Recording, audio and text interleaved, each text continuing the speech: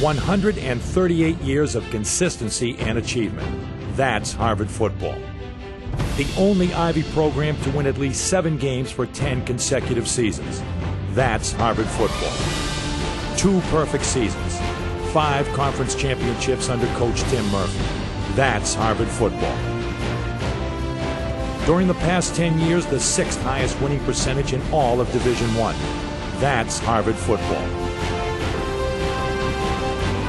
The Crimson carry this tradition of success as they embark on another challenging season. Just ahead, competition second to none. Ancient 8 rivalries and the 128th renewal of the game. The goal, nothing short of another Ivy League title. This is Harvard football 2011.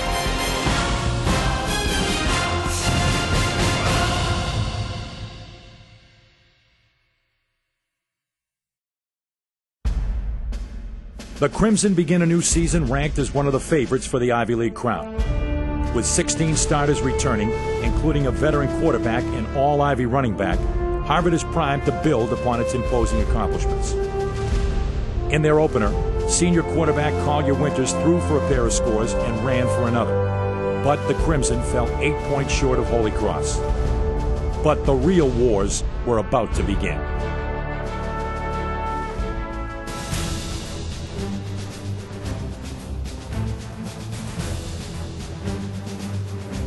The Crimson have turned home openers into stepping stones for success, winning their last 10 in a row. As Brown invaded Cambridge, so did some unfriendly skies. But junior quarterback Colton Chappell refused to let a wet football spoil a good party. So now on 4th and 3, the Crimson will try to put points on the board for a short field goal. And it's going to be a fake. Chappell's going to run option. Chappell is going to be just short of the goal line, but a great look for the Crimson. They fake it, gives the Crimson a 1st and goal just short of the goal line. Harvard's music of the night continued as returning all-Ivy running back Trevor Scales from Stone Mountain, Georgia, pounded out a 129-yard gain. Chappell finished an 80-yard drive with some one-handed help from sophomore tight end Cameron Brait of Naperville, Illinois. But just as vital to this win was an unruly Crimson defense that blasted Brown with 3 sacks and 5 turnovers. The package, looking, end zone, intercepted in the end zone. Picked off by the Crimson, Dan Minamidi. Ball spotted back at the 2. It's 3rd and 1. Here comes Catchmer. Catchmer straight ahead. He lost the football. It's on the ground. Got it. And the Crimson have it. The Crimson recover. Defensive lineman Zach Hodges from Atlanta, Georgia, was named Ivy League Rookie of the Week. More help came from linebacker Bobby Schneider, whose 5 solo stops and a 4th period pick earned him Ivy League Defensive Player of the Week. It had been 5 years since a Crimson team dropped 2 games in a row. That streak would not end on this night. Some 20,000 fans enjoyed Harvard's Ivy League opener with a 24-7 triumph over Brown.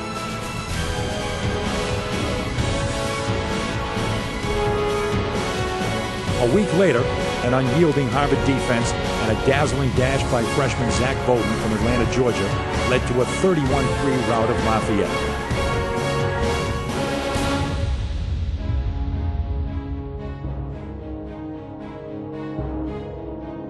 If the town of Ithaca ever felt the sting of an air raid, it came on the first Saturday in October.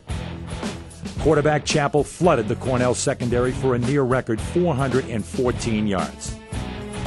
That total lifted the junior from Alpharetta, Georgia, into 2nd place all-time in Harvard's single-game passing yardage. Showcasing the versatility of the Crimson air attack, Chappell pegged to a quartet of different receivers, each for a touchdown. Ball's going towards the left. Has Chris's touchdown. Chappell's arm was hot. His receivers were sizzling. And Cornell could not put out the fire. Direct snap to Chappell. Fakes the handoff to Scales. Gathers. Fires downfield for Sarkisian into double coverage. And he comes away with the ball in the end zone for a touchdown.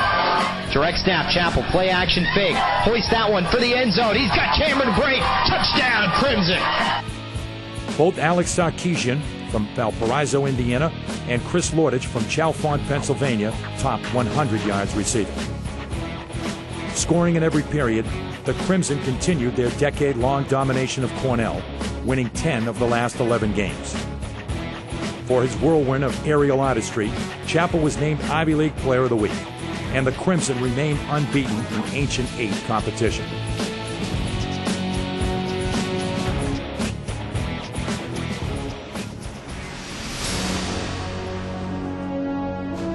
Against Bucknell, junior Colton Chappell enjoyed one of the finest games ever by a Harvard passer. Direct snap to Chappell. Chappell looking, has Juszczyk into the end zone for the touchdown. Chappell tossed 5 touchdown passes. No Harvard quarterback ever threw more in a single game.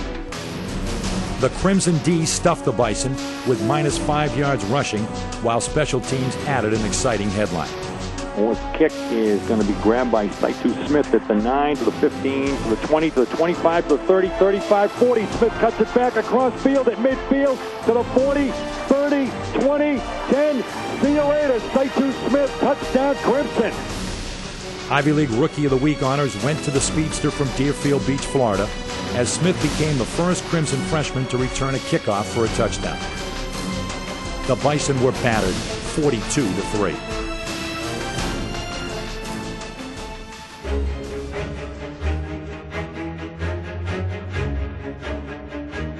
Princeton and Harvard had previously played 103 games and never once combined for as many as 95 points, or 1,116 yards of total offense.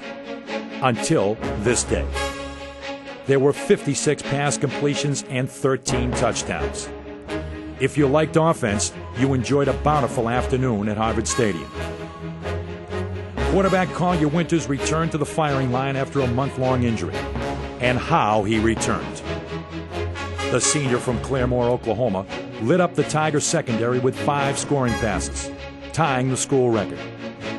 Back, he's looking again. He's got Brown open for the touchdown. Matt Brown near pylon of the end zone. There's the look. Winters with a fake underneath. Winters is going to put it up. He's got a man, Lordich, running free at the 15, the 10. Chris Lordich, touchdown Crimson. 47-yard hookup with Collier Winters. A fourth quarter 17-yard Winters to Cameron Brate connection gave Harvard 56 points, their highest total since the 1999 season.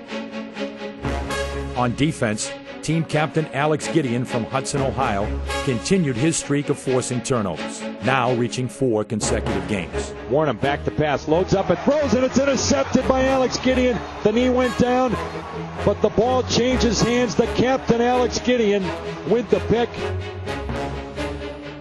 Fellow linebacker Joshua Boyd from Hyde Park, Massachusetts, kept Princeton on his radar, contributing a career-high 17 tackles. The 56-39 final ranks among the highest-scoring games in league history. When Winters was named Ivy Offensive Player of the Week, it added a unique historical note. 2 quarterbacks from the same team, Winters and Chappell, earned the league's top offensive honor on consecutive weeks. It was another example of the Harvard coaching staff's ability to develop outstanding quarterbacks. Just as important, the Crimson remained undefeated in conference play.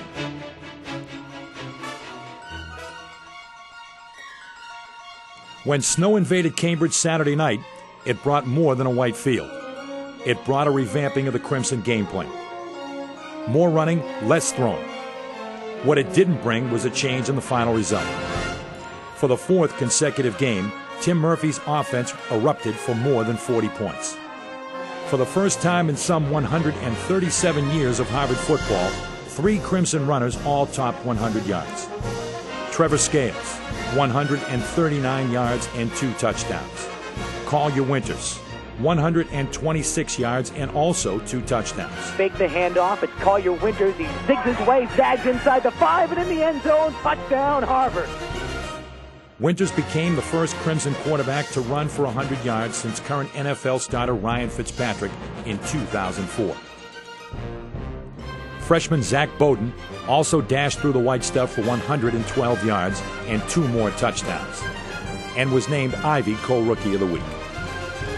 Dartmouth was helpless trying to halt Harvard's scoring drives of 99, 95, 84, and 77 yards. a tribute to offensive linemen such as Kevin Murphy from San Clemente, California, Jack Holliba from Hohokus, New Jersey, and Will Whitman from Lexington, Kentucky. On defense, the Crimson shut the door on Dartmouth's passing game, holding the visitors without a touchdown until the final period. With the 41-10 victory, the Crimson took over the top spot in the Ivy League with 3 games remaining.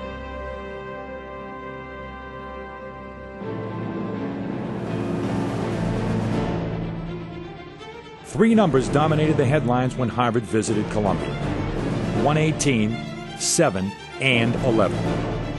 First, 118. With that career victory, Tim Murphy replaced Joe Restic as Harvard's all-time winningest head coach. That's exactly what I'm going to tell the media. It's the truth. This is not a personal milestone. It's every Harvard football player, every assistant coach that was in there for those 118 victories. Yep. I'm just a small piece of it. Great job. Then, a 35-21 triumph over Columbia earned the Crimson their 7th straight victory of the season. And Harvard became the only Ivy League team in history to put together 11 consecutive seasons with 7 or more victories. The game itself featured 3 Collier Winters scoring throws and some highlight film catches. By Winters going for the bundle down the right side. Has Warnich at the 10, Warnich at the 5. Touchdown, Crimson. They come. Winters throws. Got Juszczyk at the 35. Juszczyk at the 30. Breaks away at the 20. Juszczyk to the 10. Juszczyk to the end zone. Touchdown, Crimson. Juszczyk, a junior from Medina, Ohio, stung the Lions secondary for a season-high 7 catches. In the race for the Ivy Championship, it was now 5 down, 2 to go.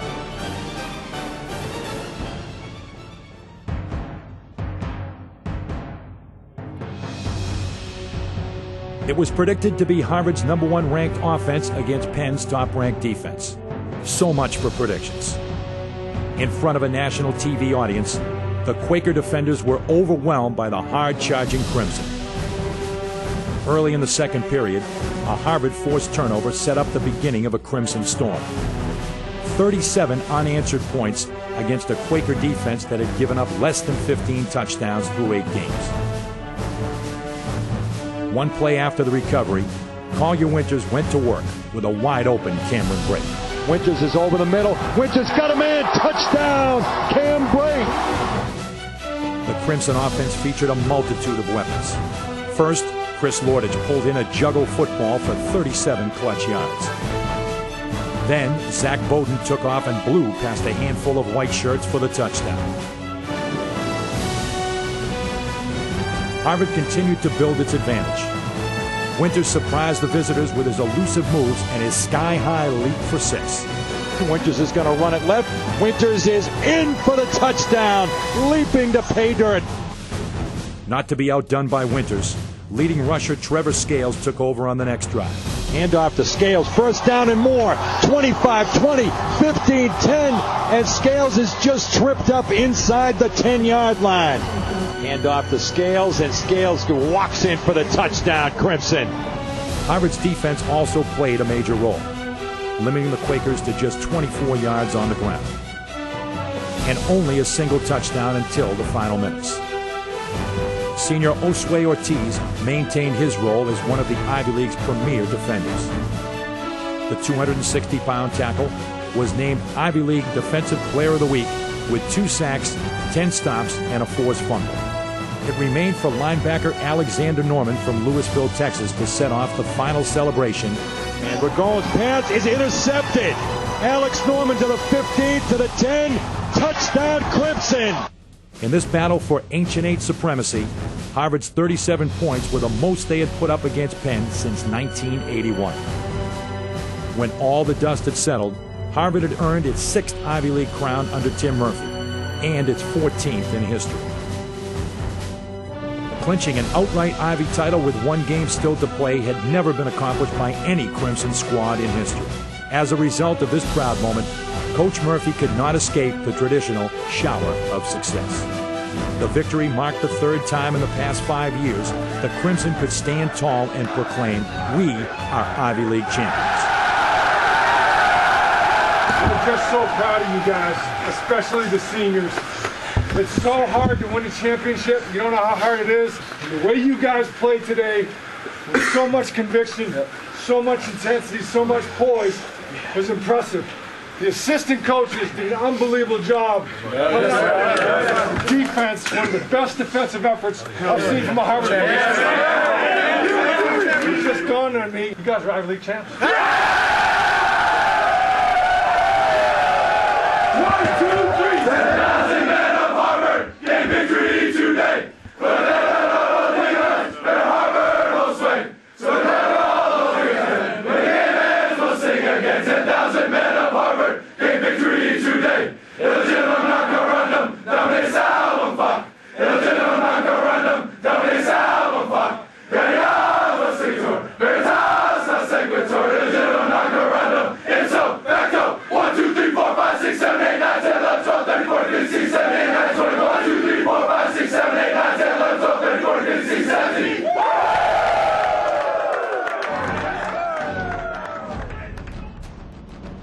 The race was complete. The king had been crowned. So who cares about the final game of the season? Just every Harvard fan in the universe. This is Yale. This one transcends traditional rivalries. This one you live with for the rest of your life. This one is the game. A sold-out crowd of 55,000 plus a national TV audience were primed for this renewal of a friendly war. For the second consecutive week, Harvard spotted its opponent a touchdown, then stormed back to win going away. Only once before in 128 games had the Crimson scored as many as 45 points on Yale. That was in 1982.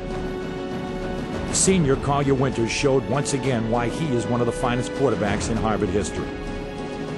After running for a score, Winters sent Alex Sarkisian on a crossing pattern for more points. On Harvard's next possession, the Crimson coaching staff unveiled a surprise that seemed to break Yale's spirit. The snap, and it's a fake. The pitch to Motander, and he is in for the touchdown. Trailing 24-7 entering the second half, the Bulldogs hoped to test Harvard's secondary. The Crimson answered with authority. Jerron Wilson of Carmichael, California, pulled in one of 3 Harvard picks. And Zach Bowden rocketed into the end zone. Harvard's Ivy League leading offense rolled up 506 yards, with Winters throwing for more than 350. Juszczyk at the 50, 45, 40. Juszczyk off to the races at the 20, to the 10. See you later, Kyle Juszczyk. Touchdown, Crimson. On defense, after giving up a first-period score, the Crimson dramatically established a roadblock in front of their end zone. Linebacker Bobby Schneider from Grapevine, Texas, smothered Yale with 10 tackles, while Harvard's 138th captain scored his first Crimson touchdown on his final Crimson play. With throws, and it is picked off by Gideon. 20, 15, 10, to the house. Alex Gideon, touchdown. With a 45-7 triumph, Harvard built on its recent mastery over Yale, winning for the 10th time in the last 11 games. It was a dominant conclusion to a season that saw the Crimson complete a run of 5 consecutive victories over their biggest rival in the game.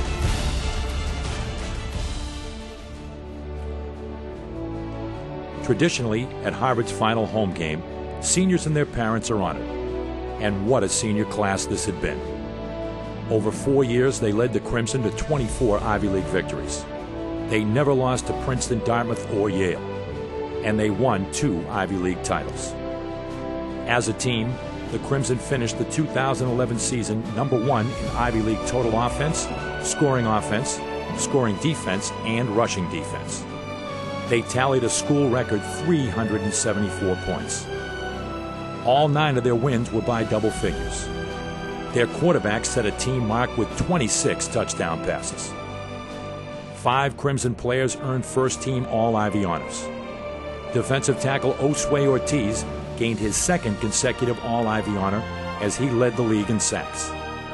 He was also named Harvard's Most Valuable Player for 2011 and a finalist for Ivy League Player of the Year. Also winning first-team accolades were defensive back Matthew Hansen, who led the league in pass breakups. Linebacker Alex Gideon, who ranks second in the league in tackles. Offensive tackle Kevin Murphy, who has started every game over the past 2 years. And tight end Kyle Juszczyk, who topped all tight ends with 37 receptions, while his 7 TD catches tied for the most in the league. The Crimson also placed 6 players on the second team. Offensive lineman Will Whitman was named as one of the finalists for a National Freshman of the Year award. The 6'6", 280-pound tackle is the first freshman offensive lineman to start under Tim Murphy at Harvard and is the only lineman to be a finalist for the award. Coach Murphy was honored as a finalist for the Eddie Robinson Award as National Coach of the Year. Harvard's 138th team will rank among the best ever. A 9-1 record, unbeaten in Ivy League play, and high-scoring triumphs in their 2 biggest games of the year. Reflecting on the accomplishments of his team and his coaching staff, Tim Murphy commented, "We set out to be a tough, resilient football team, and that was what we became. Tough, resilient, and champions." That was Harvard football 2011.